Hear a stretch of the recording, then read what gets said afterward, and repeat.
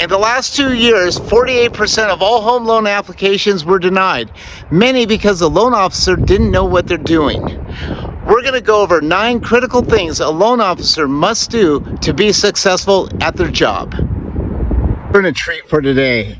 Everybody, it's Anthony. Thanks so much for coming to my channel. I decided to come out and do something a little bit different than go out and look at houses or go out and, talk about different issues. I thought I'd bring to you one of my best friends and managers of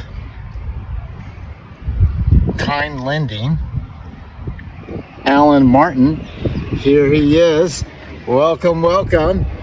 And Alan has been a manager for, how long? About 30 years. 30 years. And he knows everything there is to know about lending, good loan officers. And I thought what we'd talk about today is we'd go about talk about a little bit about what makes a good loan officer, right? I was a great one out there, but I was doing quite a business, the kind of business that Alan's done.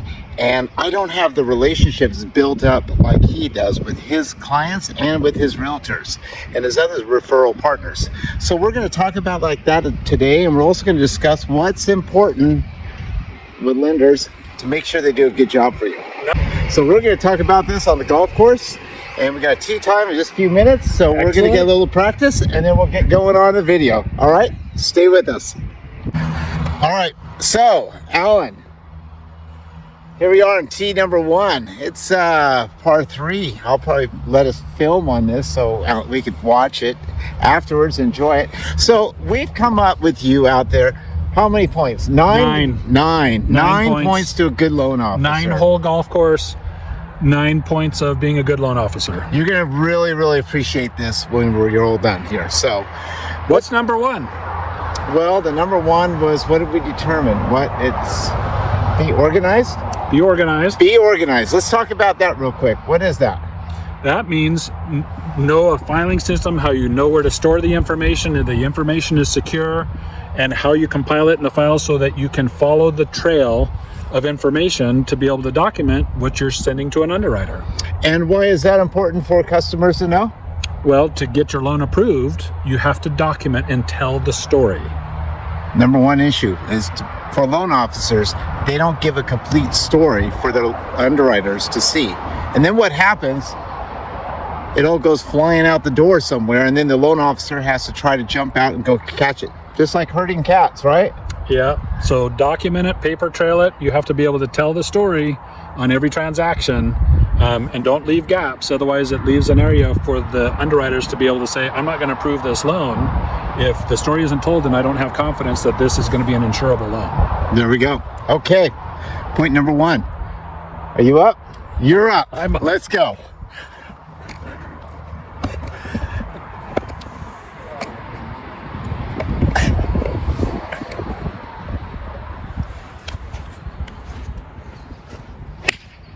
What? You said you haven't golfed in a year. Point number 2. Know your product. And what does that mean? That means as a good loan officer, you know a wide range of products to be able to help people to qualify to purchase the home. In today's day and age, you have the spectrum of conforming, government, and non-QM. Don't miss out an opportunity to know that product when you can get somebody into a house that nobody else knows how to do. So one of the big things happens is what? Loan officers don't know enough about their products, and so they miss opportunities. So to help people get into the house. And then what happens is that you don't think you can qualify, and so you stop looking for a house. So make sure you have a loan officer that knows what they're doing. They're experienced. They have a wide breadth of access to products in all kinds of scenarios with the best pricing. Great. Okay, let's continue. Point number 3. Point number 3. Oh, you're asking me? Yeah. Oh, point number 3 is have confidence. A loan officer that has confidence. If you know your product and you have confidence that you can explain to someone intelligently what are the options available, what are the pitfalls that may come about, and how to cover up any holes or gaps to be able to explain the story to the underwriter. And that comes with confidence. Well, so far so good. We're on hole number 5. And Okay, Alan, we got point number 4 right down to make. What would that be? Point number 4 for being a good loan originator would be to listen. Listen intently to your customers. Listen to the story that they have to tell. Get all the details. Interview them as if you were Indiana Jones looking for the golden idol in the cave, and you got to uncover all the mystery. You got to listen. Tell the story. Be a good listener. Listen more and talk less. So the most important part about that is this, is that the loan officer, if they're not creating and learning your story, that what will happen is they'll go the wrong direction. A lot of loan officers, when they get too busy, all that they do is just try to push you into the product of their choice, not the product that works for you. So make sure that loan officer listens to your whole story. Okay, here we are on hole number 6. Hole number 6, beautiful day still. We're gonna be going down that way. And hole number 6, we have point number 5, I think. Yeah, and it is. As a good loan officer, be a cheerleader. There's a lot of people that doubt whether they can buy a house because they've got credit problems, or they don't have down payment, or maybe they're self-employed and they can't verify their income. And a lot of times what they need is encouragement and support. You describe to them how you can do it, and you be their cheerleader. You help them, hold their hand, and take them from start to finish. And that's something else that a realtor wants to hear too. Okay, that was pretty good. We are now on number... We're on a commute over to holes number 8 and 9. Even though we're still here and it looks beautiful and sunny out, it's still cold in the morning. So a lot of these golf courses they suspend play until it gets the frost leaves off. So, but it's part of the thing about living in Central Oregon. So Anthony, can I point something out as we're making this commute? Yeah. The next point, number 6, for being a good loan officer is a lot like we're doing right now, and that's know your local market. Know when you have to traverse over to a different hole because of frost delays. As a local expert in your area, know the local market. Know where people can go, where the taxes may be higher, where insurances may be different, or flood insurance may come in. Be that local expert that knows everything about your market. So one thing on that, to expand on that just a little bit, here in Bend where I live, you can go 1 mile in distance and all of a sudden you're in a fire zone. So in order to get insurance, it goes from maybe $600 for a year to $2,400 a year. Same thing with taxes. In Portland, for example, one area just 2 blocks away, the taxes are double just because it gets taxes not only from the Portland area, but also from Gresham and some of the other areas too. So make sure your loan officer knows that information about what it's like in the market that you're looking to buy a house. Stando trees. All right, so we've both been in the industry a very long time. I got into the industry about 30 years ago. How about yourself? The same. The same. 30 years ago. So between the two of us, we have about 60 years of history together. And as far as, in fact, we both worked for Wells Fargo. Yes. Yeah, for all that At our time banking period. days. So what I want to go over with you now is what we think is probably one of the most important ones. Skills or attributes to have. Right, and that is? To build relationships and be social.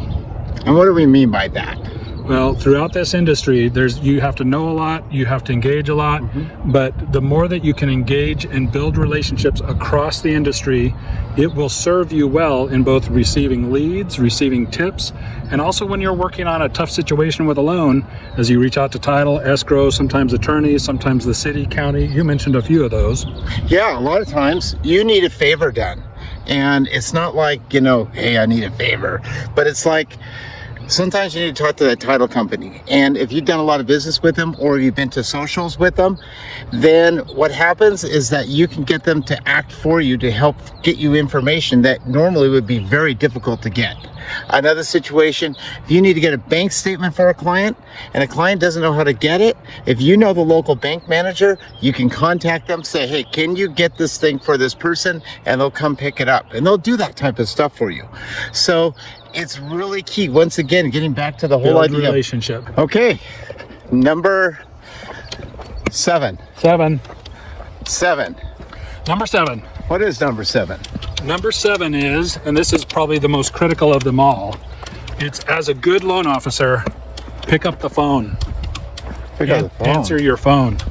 Why's that? Well, when your customers and your clients and your referral partners and your underwriters need to get a hold of you, you have to be available. And it helps you can calm lots of nerves, you can help satisfy concerns, resolve issues. But the number one complaint we get all the time about loan officers is they don't answer their phone. They won't pick up the phone. They're not available to me. A lot of loan officers seem to sometimes think that, oh, it's just another transaction, but they don't realize sometimes that it's the biggest transaction for you, the borrower. So, and you've got a lot of money on stake, and you get your whole house all night, especially like if you're renting and you're putting that on notice and everything like that. It can be very, very frustrating if your loan officer doesn't pick up, especially if your realtor calls you and says, have you heard from the loan officer yet? And the loan officer, and you say no, and they go, well, you need to talk to your loan officer and you can't get a hold of them. That's right. Yeah. So answer the phone, be available. Sometimes you may have to answer that phone on a Friday night at 6 o'clock or a Saturday when you're doing yard work. But if you're available, you can help take care of those issues. And a lot of the times that builds lasting relationships that will help go over the span of a career. So what's one thing that you like about being a loan officer? Building relationships and the success, that you see people achieve when they've worked hard to achieve their goal of home ownership. Feels good to help people, doesn't it? Feels great. You told me a couple weeks ago that sometimes you had all these frustrations about what's going on, but when you come out of a closing and it goes successfully, there's nothing better, is there? Nothing better than helping someone. That's right. As a good loan officer, go to your loan closings. Be it purchase or refinance, there's no better place to celebrate with your customers and clients than at the closing table. If they ever felt uneasy about something or not sure about something, or they work so hard, it always amazes me that when I hear again and again from escrow officers that loan officers don't go to their loan closings, and I think that's the best part of the whole transaction, is going to the closing and celebrate. You're building a relationship with those customers for life. How many closings do you go to? I go to every single one, whether purchase or refinance, it doesn't matter.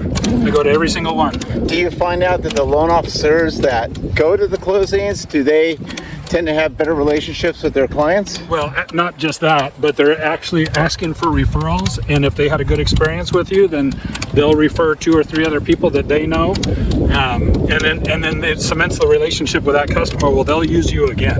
Oh, that's great. So for a client, you want to ask that question to your loan officer. Yes. Do you go to the closings? Yep. And if you're a long distance loan officer, well, you want to be on the phone, right?